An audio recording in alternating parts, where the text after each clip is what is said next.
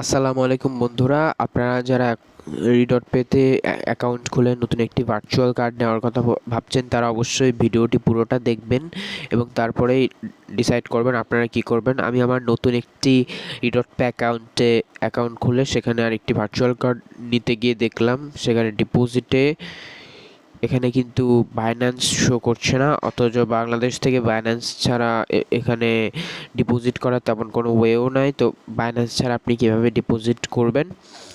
তো এখানে কিন্তু বাইন্যান্স শো করছে না, হয়তো বাইন্যান্সের সাথে রিডট পের যে পার্টনারশিপ সেটা শেষ হয়ে গিয়েছে। হতে পারে রিডট পে কিছুদিন বা কয়েক মাসের মধ্যেই স্ক্যাম করে পাইপালের মতো বাংলাদেশ থেকে চলে যাবে। তো আপনারা ভালোভাবে ডিসাইড করুন, যারা নতুন আছেন তারা এখনও রিডট পেতে অ্যাকাউন্ট খুলবেন কিনা।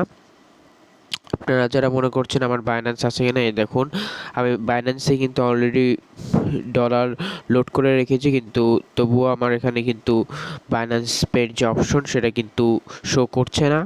তো আপনারা অবশ্যই ভালো করে ভেবে দেখবেন যে যারা অ্যাকাউন্ট করতে চাচ্ছেন তারা অ্যাকাউন্ট করবেন কিনা। এখানে কিন্তু উইথড্রও সম্ভব না, যদিও আমার এখানে ব্যালেন্স জিরো, কিন্তু আপনারা এখানে বাইন্যান্স পের অপশনও পাবেন না উইথড্রতে।